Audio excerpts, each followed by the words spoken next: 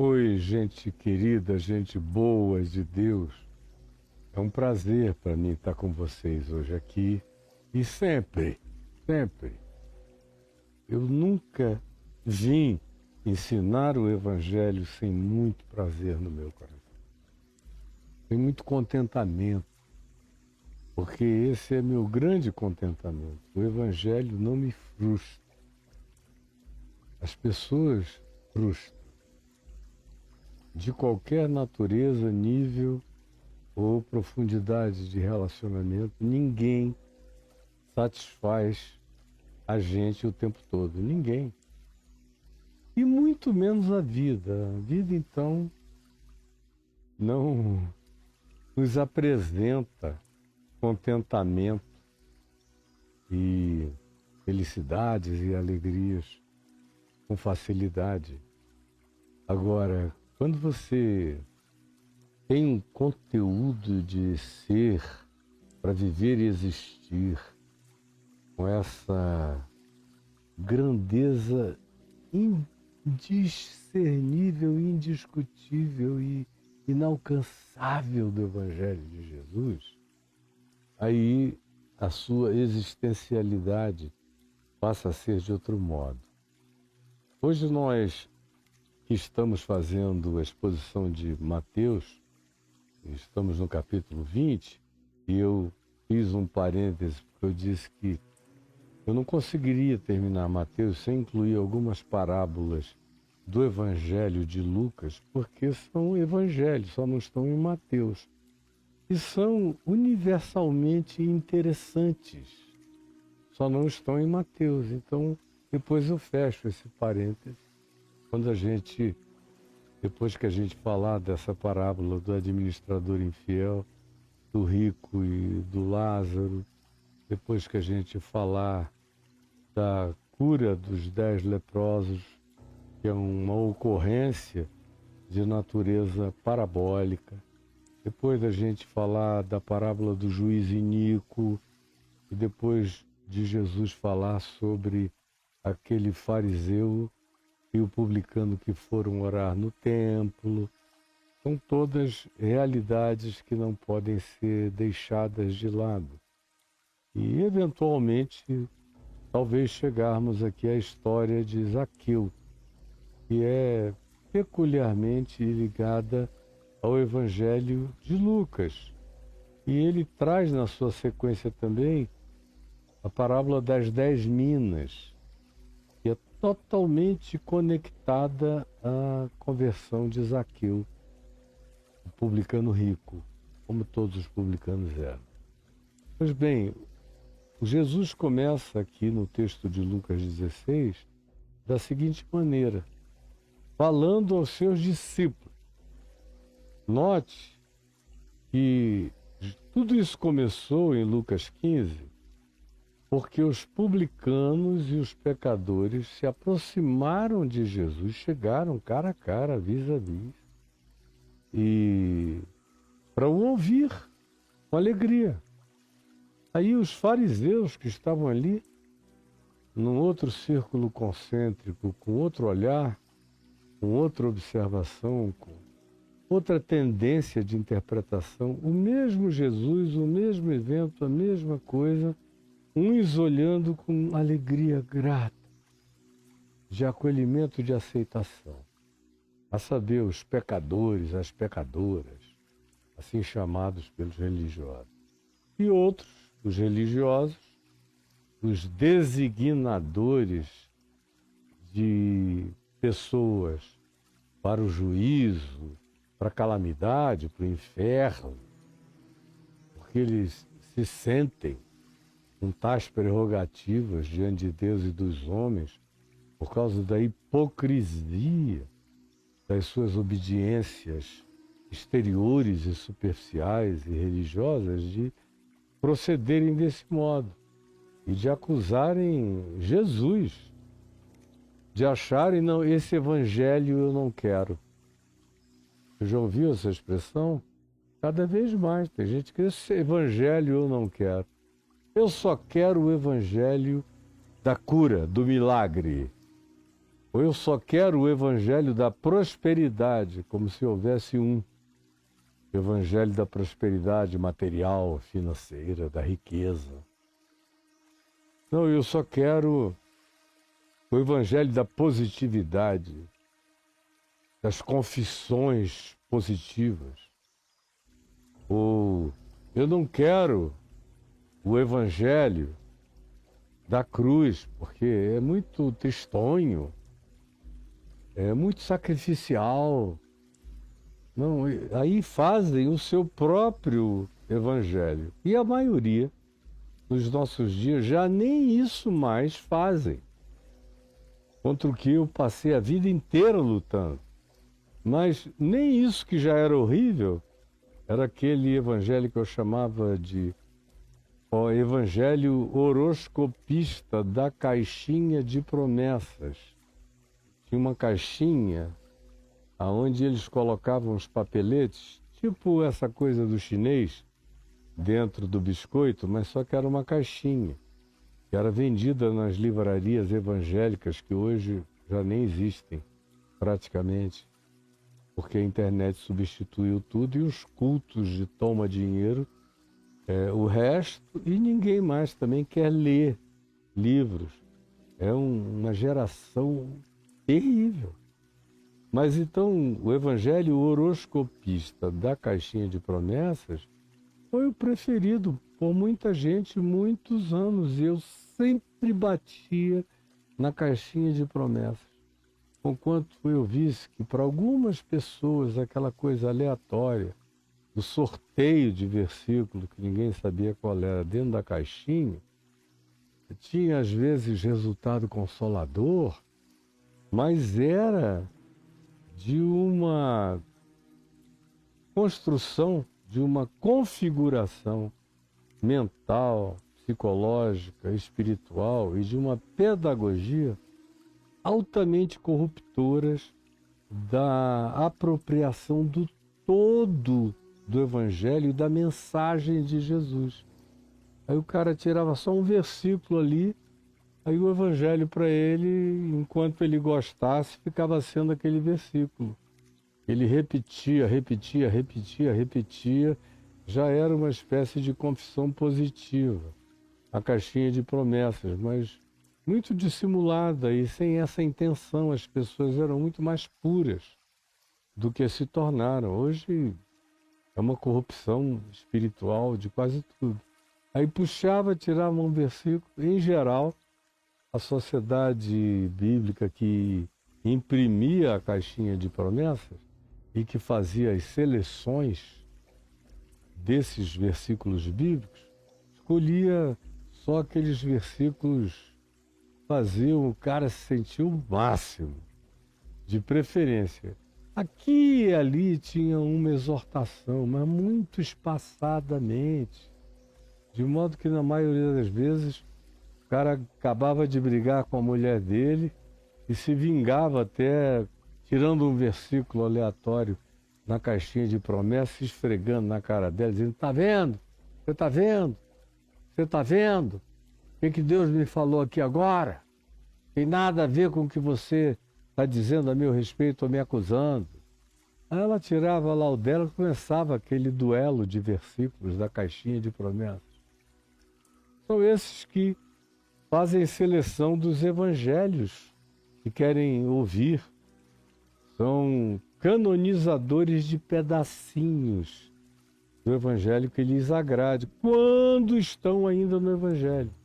Hoje a maioria está lá agarrado com Abraão, com Jacó, com Moisés, com os juízes, com...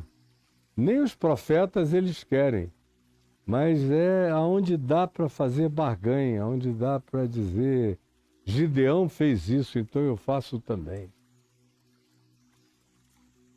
Deus pediu a Abraão que fizesse um sacrifício do seu filho. Eu estou pedindo a você que faça um sacrifício do seu dinheiro, do seu carro, do seu tênis, do seu relógio, do seu anel, do que você tiver, da grana às posses. Dê para Deus, Ele vai te dar mais, muito mais, enquanto os outros ralam e esse indivíduo se transforma numa espécie de levita, malandro, que é que todos trabalhem para ele viver nababescamente, como é o que acontece, você devia saber disso muito bem.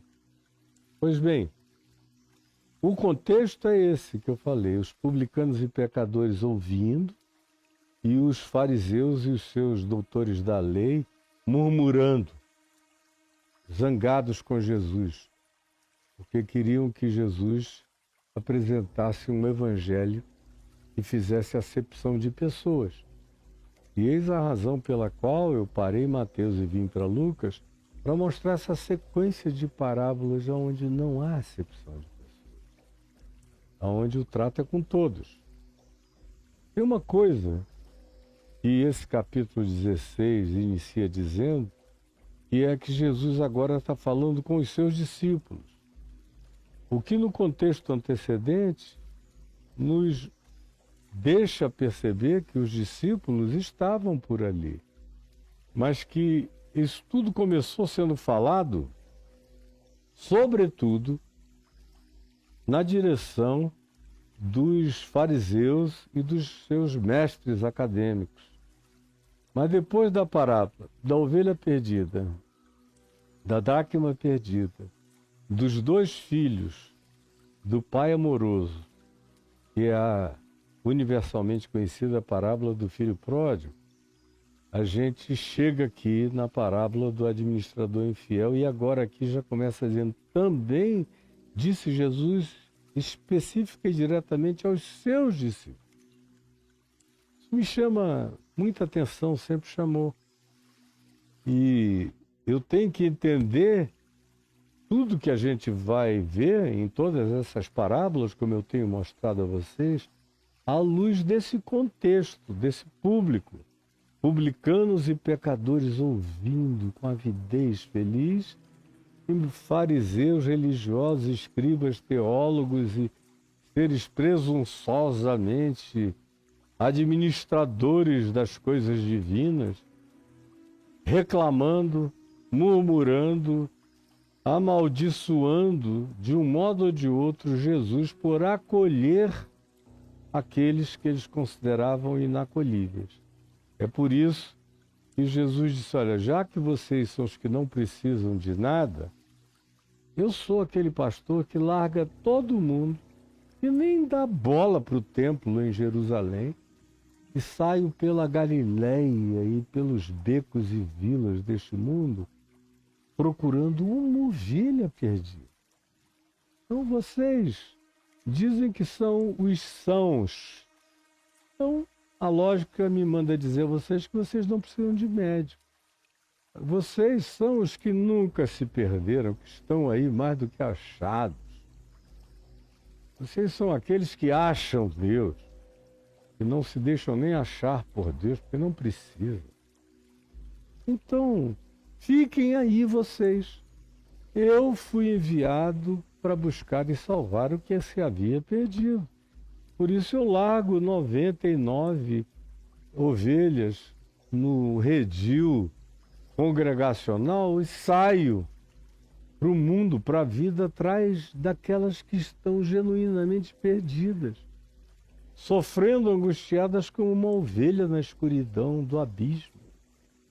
Ou aqueles que são como uma dracma, que tem consciência de si, porque uma dracma não tem consciência de si.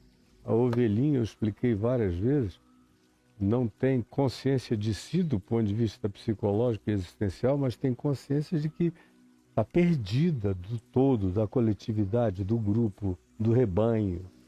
É instintual esse pertencimento, o que não é num metal nem numa pedra, embora tenha valor. Mas tem alguém que olha para essa coisa que tem valor, mas não sabe que tem valor e atribui valor a ela, que no caso aqui é uma mulher dona de dracmas, mas que larga todas as suas dracmas que não estão perdidas num lugar, vai à procura daquela que se perdeu e depois dá uma festa de felicidade, como estava acontecendo com Jesus. Jesus dizia: comigo e com os anjos e com meu Pai. Aí ele conta a parábola do pai generoso e dos dois filhos. O mais velho, um religioso emburrado, que representa os fariseus e os escribas zangados, e o mais novo, que é o que vai embora e padece tudo que padeceu até voltar, e vocês acompanharam isso comigo durante dias, vários dias, e mostrando exatamente a mesma coisa. Eu fiquei na janela esperando o meu filho aparecer, como um ponto de nada na estrada, e corri na direção dele, e vocês lembram da narrativa toda e das lições aprendidas. Eu assim espero. Quem não estava aqui tem que voltar aí no YouTube e aprender tudo, porque você tem que aprender isso, porque é o coração do significado do Evangelho.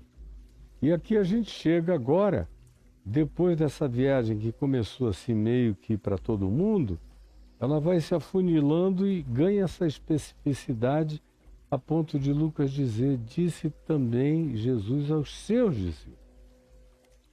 Agora, mais do que nunca, ele olha para aqueles 12 apóstolos e os discípulos engajados, os demais, e vira-se para eles e como que afirma: prestem atenção. E aí diz: havia um homem rico que tinha um administrador, e este lhe foi denunciado como quem estava a defraudar os seus bens. É interessante que a parábola da ovelha perdida se aplica a ambos, aos pecadores, aos publicanos, às meretrizes, mas nessa parábola aqui do administrador infiel, a gente vê um foco maior concentrado na condição do resgate da redenção dos publicanos, que eram homens ricos em geral, gestores de dinheiro público, e que eram odiados pelos fariseus e por todos os religiosos porque trabalhavam para os romanos. Não era nem tanto pela corrupção deles, era para quem eles trabalhavam e o papel político, social que eles cumpriam, que era considerado uma coisa sem perdão pelos fariseus da religião.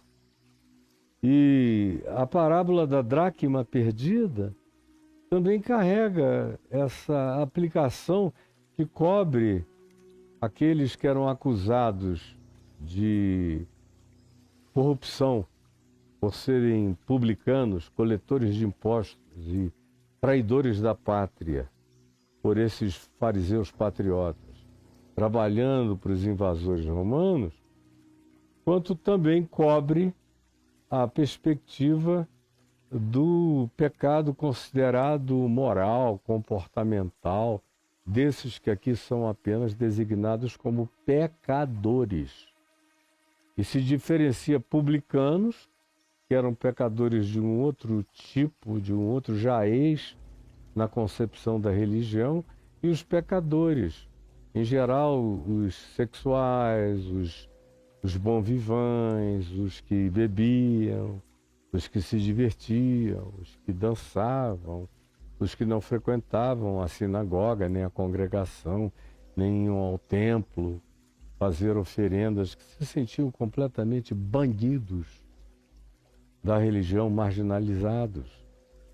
Então, quando a gente chega agora aqui nessa quarta parábola do administrador infiel, Jesus fala aos seus discípulos que havia um homem rico que tinha um administrador. É interessante porque a gente já falou sobre o jovem rico aqui em Mateus. Ficamos um bom tempo falando. E a gente vai ver mais adiante, quando falarmos de Zaqueu, outra vez nós vamos falar de um homem rico, Zaqueu, o publicano. E como em Mateus, quando Jesus convoca os discípulos, e convoca o publicano Mateus, também conhecido como Levi, lá se diz que ele era o maioral de toda aquela região da Galiléia, era o mais rico, o mais abastado. E Jesus chama esse cara para segui-lo, e esse cara deixa tudo e vai. E aqui a gente ouve de novo uma alusão a um homem rico.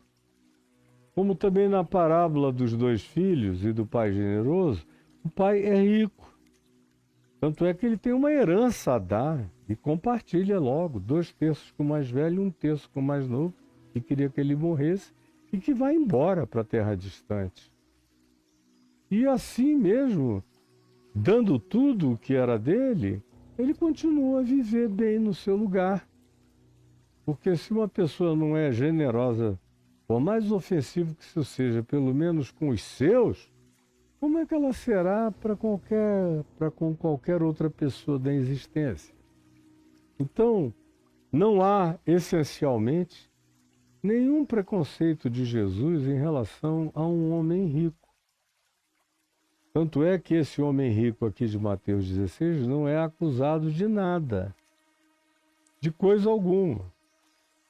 Quem é acusado é o seu administrador, porque tudo vem de Deus, tudo. E ele é aquele que em Cristo Jesus, sendo rico, se fez pobre, por amor de nós.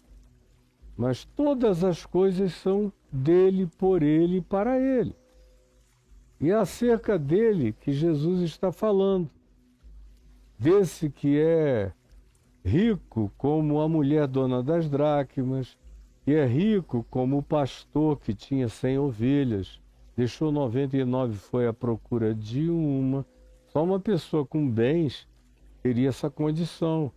Ou o pai dos 2 filhos, que divide antecipadamente uma herança e não vai à falência. Aqui a gente chega de novo, porque em todos esses episódios tem alusão aos publicanos, que de maneira praticamente absoluta eram pessoas abastadas. Elas não eram de bem, mas elas eram donas de muitos bens.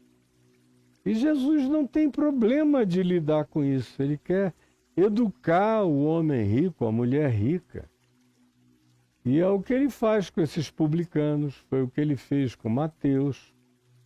Educou na consciência do evangelho do reino de Deus. E aqui, outra vez se diz, havia um homem rico e que tinha um administrador. E o problema nesse caso não é a riqueza desse homem, mas a qualidade do administrador. Ele estava diante de uma situação em que ele poderia ser leniente com o administrador ou ser justo. E ele ouviu e apurou e descobriu que tratava-se de um administrador que já vinha com ele há algum tempo, como a gente vai ver, e que estava defraudando, metendo a mão, tascando a mão, roubando os seus bens, desavergonhadamente. Como a gente vai ver no episódio de Lucas 19:8, no caso de Zaqueu, quando ele diz: Senhor, quando cai a consciência sobre ele, diz: Senhor, eu decidi dar metade dos meus bens aos pobres. E se em alguma coisa eu defraudei alguém, eu restituirei 4 vezes mais. E Jesus diz: hoje entrou salvação nessa casa.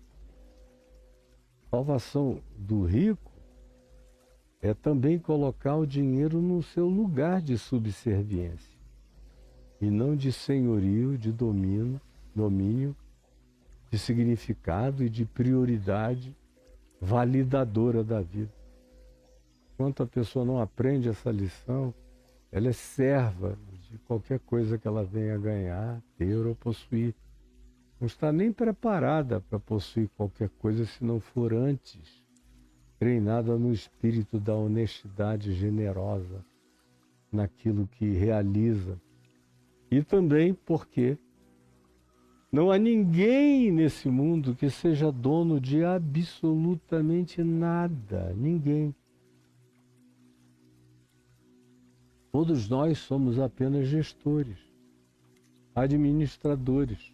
Desde o começo, no Gênesis, nos deu o mandamento cultural, que é o mandamento de gestão, de mordomia da natureza, da criação, do planeta, de tudo aquilo que Deus nos deu nesse paraíso terráqueo maravilhoso, que é esse planeta incomparavelmente extraordinário, superabundantemente lotado de quaquilhões de existências vivas em todos os tamanhos e perspectivas de existência. Aqui na Terra é uma coisa chocante, como esse planeta é pulsante. E a gente está aqui não para fazer o correntão, sair derrubando árvores, floresta, matando bicho, poluindo as águas, poluindo os ares, levando animais à extinção, como o ser humano demoniacamente faz desde que está presente aqui na face da Terra. Não é à toa que a gente encontra o Velho Testamento usando antropomorfismos e dizendo em linguagem humana e atribuindo a Deus sentimentos humanos, dizendo: e arrependeu-se o Senhor de ter criado o homem. Porque o homem, como disse o Papa Francisco, é o fracasso de Deus nessa criação, é o homem. É por isso que Deus em Cristo morre pelo fracasso de Deus em relação aos homens e aquilo que eles fazem uns aos outros, e contra a criação e contra a vida. Mas a misericórdia triunfa sobre o juízo. Então ele se arrepende, mas faz uma arca para salvar homens e bichos e vida para o próximo mundo que viria. Ele se arrepende de ter colocado Israel na terra de Canaã, mas assim mesmo ele vai dando chances e chances, e os israelitas vão jogando fora e continuam a fazer isso até o dia de hoje. O Velho Testamento especialmente usa essa linguagem antropomórfica. Jesus e o Evangelho não, mas mostra Jesus em choro, em prantos, em suspiros de agonia, porque os homens não entendem. Seres humanos são a coisa mais incompreensível que existe. São dotados de capacidade maior, de inteligência maior, de tudo, e usam tudo isso contra a vida, contra Deus, contra o próximo, contra toda a criação, contra até mesmo aqueles que eles parem, que eles trazem à existência, que eles geram. A gente vê coisas dessa natureza acontecerem, é chocante. mas é inquestionavelmente verdadeiro. Então, nós estamos aqui, nessa parábola, designados como administradores. Agora, os publicanos, que eram gestores de bens, recebiam e passavam para os romanos e retinham os seus ágios e cobravam a mais e faziam as suas próprias gestões, são de fato o administrador que é denunciado como estando a defraudar os bens do Senhor de todas as coisas. Então Jesus trata tudo isso com um realismo enorme. Ele não está brincando de Poliana moça com os publicanos, com os que ganhavam dinheiro fácil. Ele brinca com todos aqueles que até são mentores, ensinando você a ser defraudador, enganador, impressionador, encantador de serpentes. Como muitos desses coaches que andam por aí, como seres completamente falsificadores da realidade. Esses publicanos aqui eram infinitamente melhores do que qualquer coach do Brasil, desses midiáticos que estão aí, que são seres abjetos.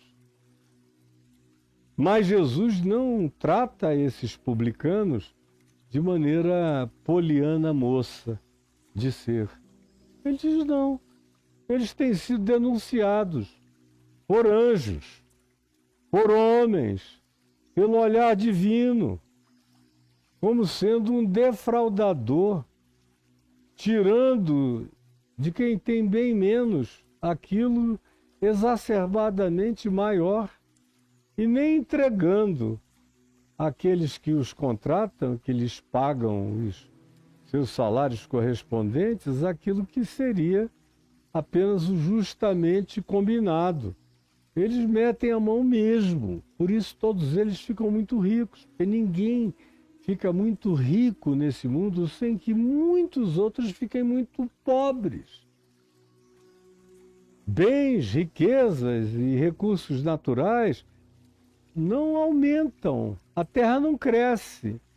Quando a gente desenvolve algum tipo de tecnologia agrícola, o que a gente consegue é fazer que num espaço menor de chão a gente produza mais, ou alguma outra coisa assim, mas na perspectiva da mirabolância fantasiosa dos coaches da vida, que te ensinam a ficar riquíssimo apenas no papo e no gogó, ou esses pastores aí que são apenas publicanos da religião, tirando dos pobres e colocando nos seus bolsos, eles são o próprio império e os imperadores de si mesmos, fazendo isso em nome de Deus, são seres mais abjetos ainda.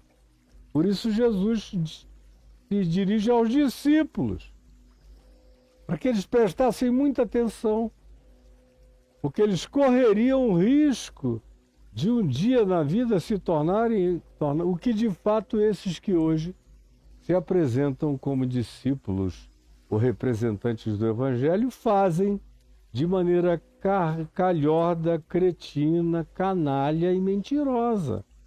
À nossa volta, nada novo.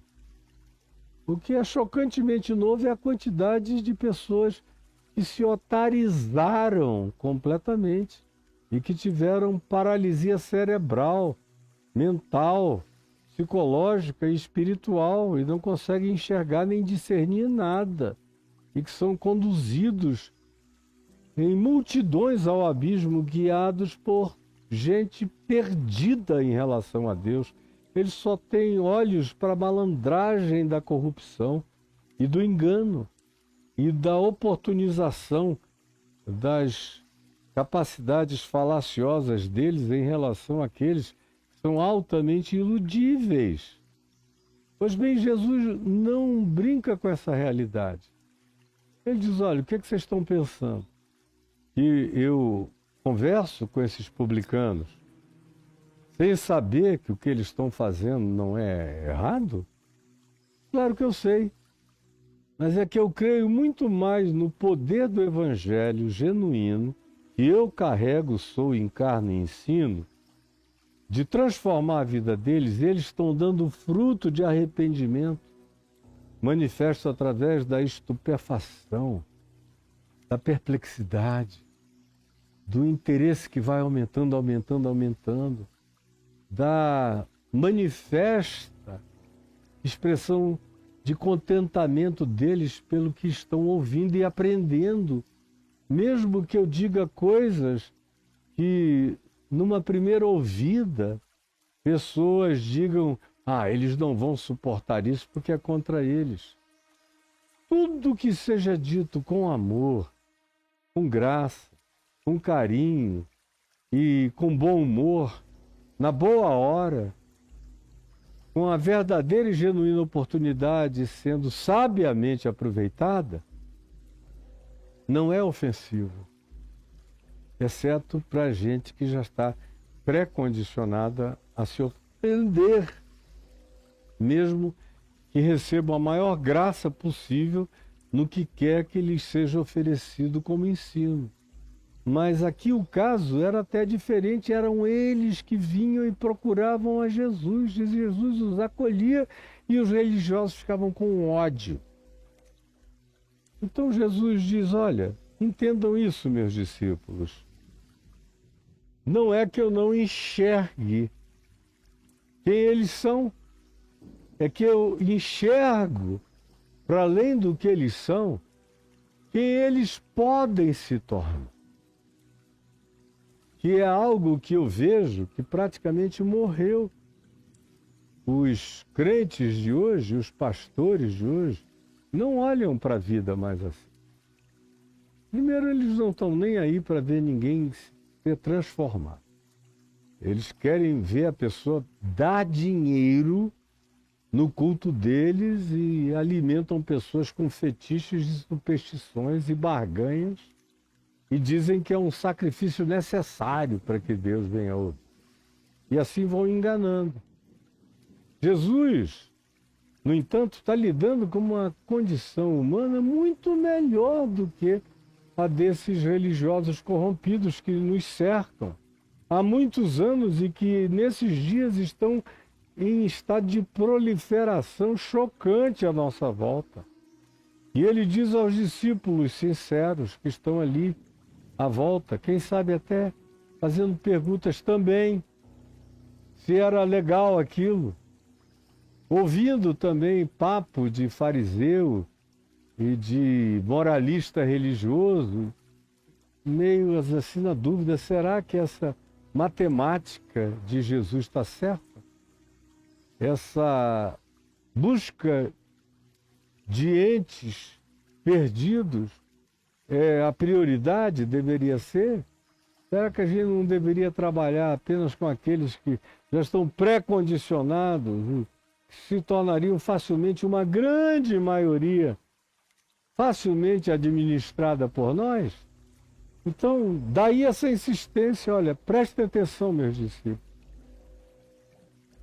Eu sei o que está acontecendo. E não acho que viver vida de publicano é ideal de ninguém no serviço público, ou ninguém que faça gestão de bens, ninguém que seja CEO do dinheiro de quem quer que seja, ninguém que seja administrador de recursos.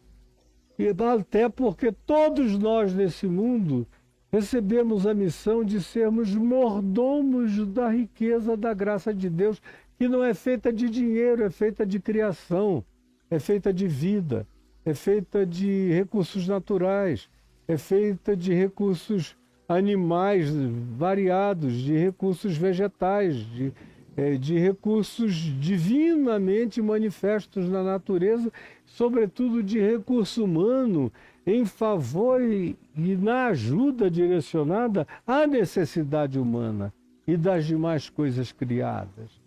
Essa é a mordomia que me cabe como administrador que precisa ser fiel para com aquele que me confiou essa consciência para fazer a melhor gestão desses bens. Mas ele diz, eu não estou aqui para fazer e ungir publicanos. Diz, ó, fica aí, dá teu dinheiro para mim que está tudo resolvido. Não, eu estou buscando trazer publicanos ao arrependimento. Eles são como ovelhas que se perderam. Eles são muitos inconscientes como uma dracma que não conhece nem o seu próprio valor. Isso muito mais, inclusive, no caso das meretrizes pecadoras e tudo mais, gente que foi tão degradada que passou a se autodesprezar, não conhece mais seu significado ou seu valor.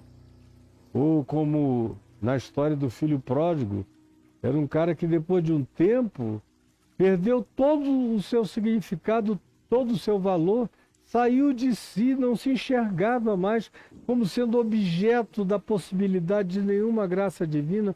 Tamanha era a consciência do desperdício que ele ou eles tinham praticado, como era o caso aqui, tanto de publicanos quanto de meretrizes e pecadores de outras ordens e linhas. Mas ele fala com os discípulos, olha, administrador pode ser bom e pode ser mau. E não há jeito nesse mundo da gente não cumprir algum papel de gestão de administração. Seja dos bens pessoais, dos dons pessoais, dos talentos pessoais, das oportunidades pessoais, do aculturamento, da intelecção, do amealhamento de conhecimentos. Todos nós estamos fazendo gestão de alguma coisa. Gestão de filhos, de crianças, de educação deles, da saúde deles, da vida deles, dos nossos pais, dos que já nos deram e já não podem mais dar. A vida é um ato e um processo de contínua gestão e administração de tudo. Tudo é de Deus, todos são de Deus e eu também. E se eu tenho uma consciência disso e fui incumbido de cuidar de coisas em nome de Deus, que é o rico, Senhor absoluto de todas as coisas, a quem tudo pertence, de quem tudo procede, para quem tudo volta, e me tornar, todavia, um infiel. Como infiéis eram muitos daqueles publicanos, eu vou receber um chamado de prestação de contas. O que Jesus está dizendo é, esses caras são como essa história que eu vou contar, porque eles se anteciparam. Quando eles se enxergaram e se encararam e se perceberam e se viram como administradores infiéis, como gente que estava fazendo má gestão de toda a oportunidade, de toda a graça, de todo o poder e de toda a riqueza.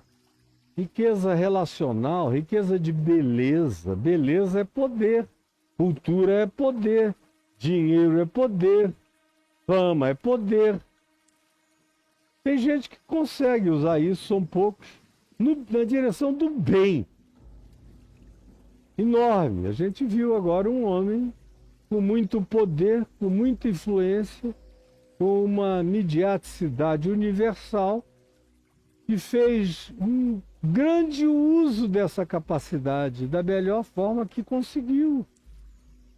E partiu há pouco tempo para esse senhor rico, que é o dono de todas as coisas, que foi o nosso irmão Francisco.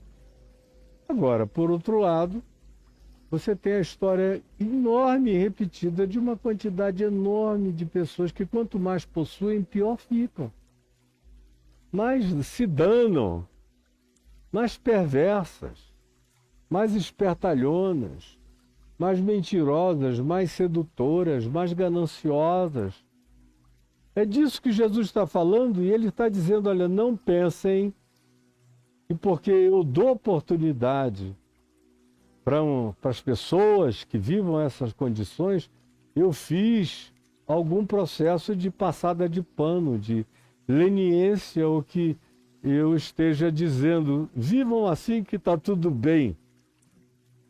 Desde que vocês continuem a vir me ouvir para sempre, sem nenhuma mudança, nenhuma transformação, e deixando aqui algum dinheiro para que a mediocridade de qualquer que seja o Deus projetado seja satisfeito.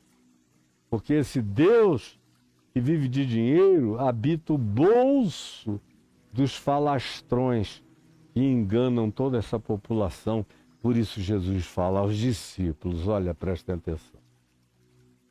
Eu quero que os fariseus, os publicanos, os fariseus e todos os escribas prestem muita atenção, mas vocês, meus discípulos, ouçam com muita atenção, porque isso vai recair fortemente um dia e já sobre a vida de vocês. Que é essa tentação do defraudar, do usar a condição, usar a posição, usar uma suposta representação de Deus para defraudar, em nome de Deus. Como você olha em volta, praticamente só tem administrador infiel, para todo lado. E Jesus diz aos discípulos, essa é uma tentação diabólica. É essa de usar o poder conferido ou apropriado indevidamente para cometer esse tipo de defraudamento do que é de Deus, em nome de Deus, para o próprio enriquecimento de indivíduos que quanto mais pratiquem isso, piores, mais horrorosos, mais parecidos com Satanás se tornam, vão virando a imagem e semelhança do diabo, que é o grande usurpador, é o grande defraudador, e não a imagem e semelhança do nosso Pai que está nos céus, nem do seu Cristo a nós enviado em Jesus. Então prestem atenção. E eu quero que você, ouvindo essa introdução que eu faço hoje, só para dar uma aquecida, preste também muita atenção. Porque o Evangelho passa decisivamente por isso. Enquanto o publicano não se torna um Zaqueu, que não é apenas um cara interessado, que sobe num sicômoro e fica olhando lá de cima, querendo ver, com os olhos arregalados, perplexo, ganhando interesse, em estado de estupefação, até que Jesus passa embaixo da árvore onde ele estava e olha para cima e o chama pelo nome. Zaqueu, desce depressa, porque hoje me convém pousar, ceiar, ficar na tua casa. Entra na casa dele, come da comida dele, ri com a conversa dele, fala a palavra do Evangelho a ele e a toda a sua família, a tantos quantos ele tenha convidado, bem como aos seus discípulos. Até que Zaqueu se põe em pé e diz, Senhor, decido dar metade dos meus bens aos pobres. E se em alguma coisa defraudei alguém, restituirei 5 vezes mais. Publicano é acolhido, é recebido, tem a oportunidade. Jesus chama pelo nome, quer entrar na casa dele, nem pede, diz, hoje me convém comer e dormir na tua casa. E dá significado ao indivíduo, entra. Mas ele só diz, hoje entrou salvação nessa casa, depois que aquilo que era o elemento de maior importância, valor ou significado para o homem chamado Zaqueu, é deixado num plano muito inferiorizado. Aí Jesus disse, hoje entrou salvação nessa casa. não antes. E viu Silas Malafaia. Esse homem aqui não deu dinheiro para ninguém, a não ser para os pobres. A não ser para os pobres. E não adianta vir com esse papinho de que a oferta é para o sacerdote. O dízimo é para o sacerdote. A oferta que você pode, talvez, dar para um pobre e para um necessitado. Tudo mentira. De enganação falastrosa para esse povo. Porque no Evangelho de Jesus não existem mais levitas. Até mesmo os levitas que estavam lá no templo, nos dias de Jesus, já não eram mais necessariamente da tribo de Levi, que tinha sido, na maior parte dela, dissipada, dispersada. Muitos deles eram levitas de ordenação levítica para o serem, e que não passariam nem num teste de DNA como pertencentes originalmente à tribo de Levi. Então, tudo patético. No Novo Testamento não tem dízimo. No Novo Testamento só tem oferta. E cada um tem a liberdade de ofertar conforme mande o seu coração para pobres, necessitados. E Paulo diz que isso começa dentro da nossa própria casa, porque se alguém não cuida dos seus, especialmente dos da sua própria casa, é pior do que o incrédulo, Silas, e tem negado a fé. É que para você não tem distinção entre esse Novo Testamento. Você sabe o que é um testamento? Moisés apresentou um testamento. E o povo lá de Israel disse, tá bom, a gente quer viver por esse testamento aí. Que era obrigação, obrigação, obrigação. Paulo chama de escrito de dívidas. Em Colossenses 2, e que havia contra nós. Jesus rasgou inteiramente. E encravou na cruz. E despojou os principados e potestades que vivem de acusar-nos de não conseguirmos atingir os objetivos daquele Velho Testamento de Moisés. Jesus disse, eu vos dou um novo testamento. Faço com vocês uma nova aliança. Como diz o escritor de Hebreus, que não é mais baseada em sacrifícios levíticos, no templo, em sangue de bodes e de touros, e em comidas que eram levadas para os sacerdotes. Tudo isso passou. Em Jesus tudo é espontâneo, não tem nenhuma obrigatoriedade.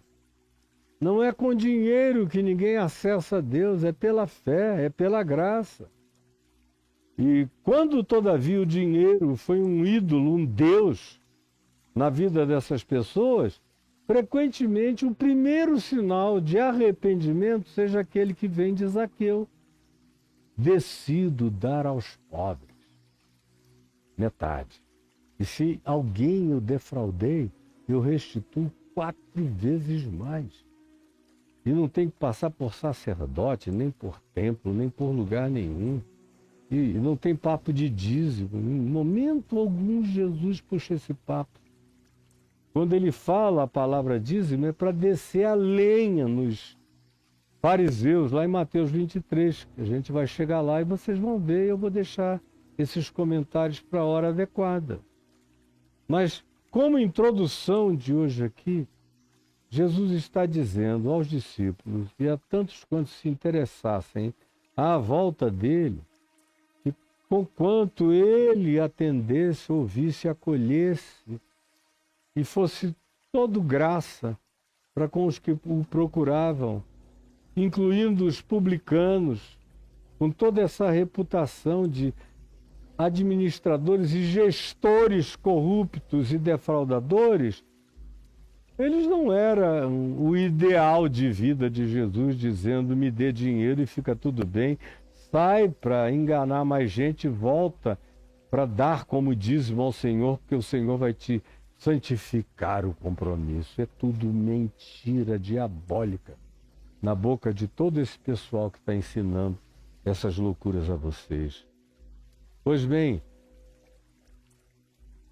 o que você entende sobre a sua gestão da vida? Todos nós, como eu já disse, estamos aqui fazendo gestão da vida. Não tem ninguém, por menos que tenha recebido, como a gente vai ver mais adiante, em Mateus 24, por mais que tenha recebido menos, não tenha recebido tanto quanto alguns que receberam mais dons, mais talentos, mais oportunidades, mais comunicabilidade, mais oportunidades, mais chances, mais inteligência, mais argúcia. Todo mundo, todavia, recebeu alguma coisa e não pode sentar em cima nem enterrar. Todos nós estamos aqui para fazer a melhor gestão do que a gente tem recebido como dádiva de criação, como dom espiritual e como manifestação da graça e da bondade divina em nosso favor. E a objetivação de quem reconhece e tem consciência de que é receptáculo da graça divina é saber que os recursos que nos chegam, sobretudo, têm que atender à necessidade do próximo. E o meu próximo prioritário não é nenhum sacerdote malafaia, não é nenhum pastor da mesma natureza, linha e laia. Não. Esses dias eu estava em Copacabana, vendo a quantidade enorme de gasofiláceos humanos jogados nas ruas, dormindo, arrebentados, encachaçados, drogados, ou apenas tão decepcionados e frustrados com a vida que perderam toda a capacidade de autovalorização, como as estatísticas mostram que é o que acontece com a maioria deles. É um desvalor absoluto que os coloca naquele estado total. E você tem que vê-los como gasofiláceos humanos. Eles sim são mediadores dessa nova aliança de amor, de graça, de fraternidade, de amor a Deus manifesto no amor ao próximo, que é o que Malafaia não quer, que é o que os pastores não querem, porque quanto mais o próximo ganhar uma importância pessoal para você, mais liberdade você terá de usar os seus recursos humanos, financeiros, dons e talentos para servir a humanidade necessitada. E eles não querem, eles querem ser donos das 99 que eles tiram o pelo, a unha, a casca, o dinheiro, tudo no aprisco e diz: olha, você não tem o direito de fazer gestão de nada disso. Uma concessão aqui, outra ali, a gente permite, mas não pode. Que coisa mais nojenta. Eu queria deixar isso como introdução a essa parábola que vai longe e que eu não vou eventualmente conseguir terminá-la essa semana, talvez no fim da próxima. Mas eu quero que você esteja aqui comigo e continue e vá guardando no coração. A gente apenas tratou do primeiro verso de introdução dessa parábola tão importante, de tanto significado, de tanta aplicabilidade para a situação concreta e prática das nossas existências. Senhor Jesus, eu te peço que tenha havido alguma compreensão, algum entendimento. Embora eu saiba que não é isso que as pessoas querem ouvir. Elas querem fazer um negócio com Deus. Elas querem um toma lá da cá. Elas querem uma barganha. Mas não há barganhas com Deus. Não dá para a gente ficar de malandragem para sempre, porque nós somos flagrantes, absolutamente manifestos e visíveis diante de Deus. E perdoa os nossos pecados. É o que eu te imploro, em nome de Jesus. Amém e amém. Pessoal do TikTok, Deus os abençoe. Vai cair quando cair. Prestem atenção. Eu prefiro que todo mundo venha para a plataforma no YouTube, onde eu continuo. Você está vendo passar aí um Pix com o nome da Adriana e o meu, CPF, portanto uma coisa pessoal, para aqueles que pedem, Caio, como hoje mesmo eu conversei com um irmão querido, que é um dos mais generosos aqui no Papo de Graça, mandando as ofertas, as que ele designa pessoalmente para mim e para a Adriana, como vários outros. E ele é um dos mais generosos e tem, alguns dias, ele tem sido solução das nossas vidas. Então, muito obrigado a você, meu amigo Alisson, e a tantos outros. Muito obrigado, em nome do Senhor Jesus. E tem um outro Pix que passa aí também, que é um CNPJ. Esse aí está escrito Vem VTV, Pix CNPJ, o número, e escrito Contribua com o meu ministério. Aí é outra coisa. Esse do meu ministério não vem para cá. O que eu recebo, quando recebo alguma coisa, vai muitas vezes daqui para lá. Eu participo toda vez que eu posso e houve períodos desses quase 52 anos de pregação do Evangelho em que 95% de tudo que eu recebia eu doava para o meu ministério, o que era pessoal. Estava lá, eu deixava lá, mandava para lá, embora o ministério recebesse muita coisa. Mas eu não trabalho por salário, eu trabalho por ideal. Então, se eu tenho comida, bebida, com que me cobrir, sustentar os meus filhos, socorrer meus netos e ajudar necessitados familiares mais próximos, o resto eu quero mais é que continue a gerar fruto. E aí eu participo gratuitamente com a palavra da graça que sai da minha vida, tanto quanto com qualquer coisa que, vindo para mim, extrapole, como no passado já chegou a extrapolar em muito.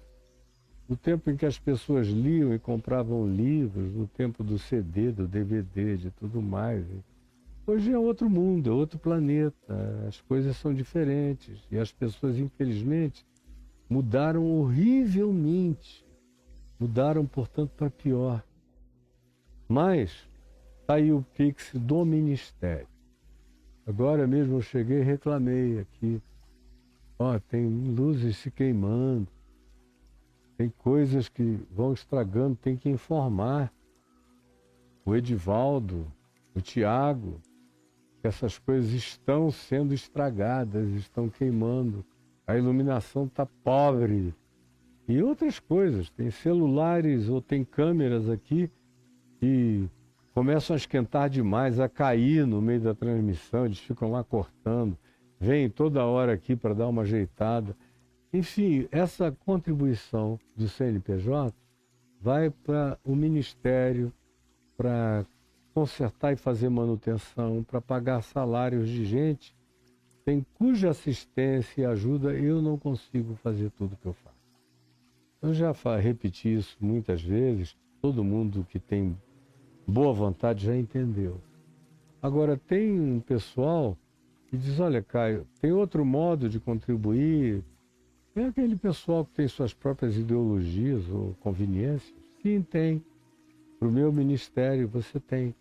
Você escreve aí, caiofabio.com.br, e uma vez que você escreva, enter. Ou não. Tem um som aqui de fora, por favor. Obrigado. Então você chega aí, é o meu blog, e tá lá em cima, piscando, contribuição. clica ali onde o cursor está mostrando. Muito obrigado. Aí tem 2 contas bancárias, para quem prefere. Santander e Banco do Brasil, com agências e CNPJ, correspondentes que você pode usar para fazer em ambas as contas e bancos todas as doações que você deseja. Embaixo está escrito mais opções de contribuição. Clica aí, passo verde. Pode passar sempre rápido, viu, Caio? Mais rápido que você conseguir, eu agradeço. Aí, de fato, voltam as 2 contas, Santander e Banco do Brasil, são as mesmas informações. Embaixo tem coisas novas: Visa, Mastercard, American Express, Diners Club, cartão Elo, para uma contribuição única ou aquela programada para você dar mensalmente. Tem o PagSeguro e tem o PayPal. Para quem mora no exterior, muita gente no exterior que pode nos ajudar e são desafiados a nos ajudarem a serem parte, cooperadores, sócios desse empreendimento e dessa missão, na graça de Deus. E tem uma outra coisa que eu quero que você saiba, é que você escrevendo caiofabio.com.br/cursos, a única coisa que você acrescenta é o /cursos, enter, você chega aí nos meus cursos. São vários e eles são autoexplicativos. Em cada bandeira dessa que você clique, você me encontra dentro desse ambiente explicando o que eu estou te oferecendo e entregando. Tudo mais do que explicado. Todo mundo só fazendo isso já vai entender o que eu estou dizendo para você fazer, o que pode acontecer de transformador na sua consciência, na sua vida. Vai e faça isso, tá bom? E os cursos são muitos. No momento, eu estou especialmente oferecendo, além desses todos, um curso chamado O Poder dos Salmos, que é uma releitura dos Salmos, tendo Jesus como chave interpretativa. Aí isso muda os Salmos, eles viram evangelhos. Cada um dos 150 Salmos, que eu estou subdividindo em centenas de Salmos, se transformam em evangelhos práticos, exatamente como Jesus mostrou aos seus discípulos, quando ressuscitou de entre os mortos, e mostrou a eles o que constava, por exemplo, nos Salmos a seu respeito. Também em Moisés, ele disse o que Moisés dissera sobre ele, de maneira explícita e figurada, como também nos profetas do Velho Testamento. Tudo que a seu respeito constava, bem como nos Salmos. Os Salmos estão lotados da consciência de Deus em Cristo. E tem aquelas coisas ultrapassadas de 3.000 anos, 3.500 anos atrás, que ficaram vencidas na cruz, que caíram em obsolescência no Evangelho de Jesus e que precisam ser supressas para que a gente goze do que Jesus ensinou aos seus discípulos naqueles 40 dias depois que ressuscitou de entre os mortos. E não há evangelhos nem cartas dedicadas exclusivamente a ensinar o que os salmos todos contêm sobre Jesus, mas você, tendo Jesus como sua chave hermenêutica, vai aprender comigo em centenas de subdivisões dos salmos a receber aquele benefício.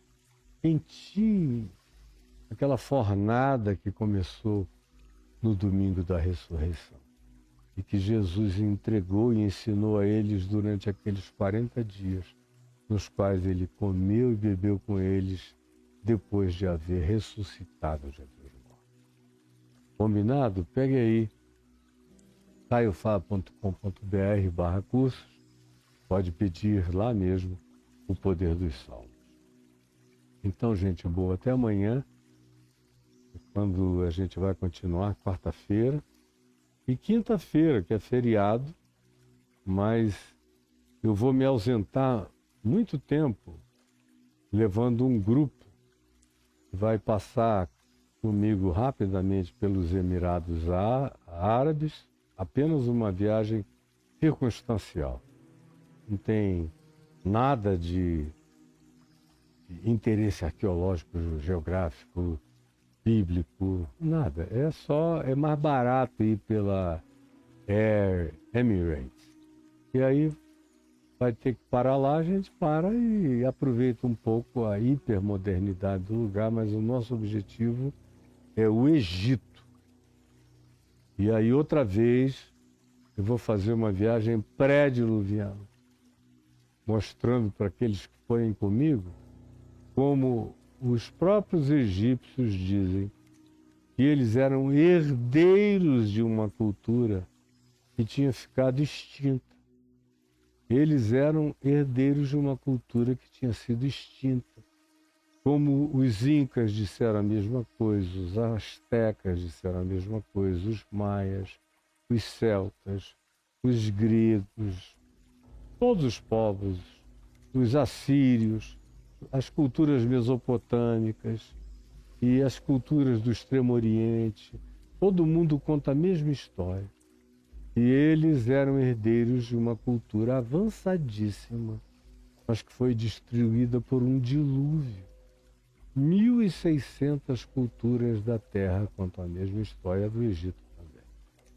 Só que a diferença lá no Egito é que a abundância e a acessibilidade de visitação, e a gente vai pegar um barco lá no alto Nilo e vai descer até o Delta, parando, Vale dos Reis, Karnak, lugares os mais variados, e a gente vai ver como foi aquele mundo pré-diluviano, porque a gente tem registros deles, as datações conservadoras que levam aquilo ali para uma proximidade que é bem próxima de 4.000 anos atrás, são tolas em relação às novas descobertas. Aí você vai ver comigo lá, quem for comigo lá, como muitas daquelas coisas são muito mais antigas e como as representações que a gente vê lá no Egito, nas tumbas e nos monumentos, são exatamente coerentes com o que o livro do Gênesis nos diz, com o que o épico de Gilgamesh nos ensina, com o que o livro de Enoque nos ensina e com os dizeres e culturas, tanto orais quanto escritas, que a gente tem de centenas e centenas de tradições orais que contam histórias idênticas pré-diluvianas. Por que isso é importante? Preste atenção, eu termino aqui. Porque Jesus disse que assim como foi nos dias anteriores ao dilúvio, nos dias de Noé, assim também voltaria a ser nos dias anteriores à vinda do Filho do Homem. E aí você vai ver a semelhança enorme. Eu também estou terminando a edição de 5 episódios documentais gravados ano passado, mas a gente está fazendo com algum esmero, por isso está demorando, e não temos tanta gente para editar o tempo todo, mas vai ficar legal, serão 5 episódios pré-diluvianos. E depois vários outros, mas já mais livres pela Turquia. E agora, no Egito, vamos de novo para a mesma temática, numa outra ambiência, gravando, explicando, ensinando, porque a gente, se quer entender bem o que nos aguarda no planeta, com inteligência artificial, com esses deuses tecnológicos que dominam a Terra como era nos dias antes do dilúvio, com engenharia genética, com hibridização, com manifestações de seres estranhos, esquisitos e de fenômenos inexplicáveis. Aí tudo fica muito óbvio, muito claro. Quando você fizer comigo o curso que eu vou oferecer daqui a mais algum tempo, quando eu voltar do Egito, que a área 51 do Evangelho vai ser feito gravado com auditório aqui em casa, e as demais coisas que eu darei ênfase, porque eu quero que você esteja preparado para o que nos aguarda. Os próximos 5 anos, 10 anos serão inimaginavelmente estuprantes. O futuro impensável. Há 30 anos atrás, 40 anos atrás, entrando e arrombando violentamente as nossas existências, impensavelmente. Eu espero que você dê atenção a tudo quanto eu estou dizendo, porque eu não estou brincando de ensinar a viver nem de praticar o Evangelho. Que Deus abençoe você, receba meu beijo, meu amor, meu carinho e minha gratidão. Fique com Jesus. Em nome dele. Amém, amém e amém.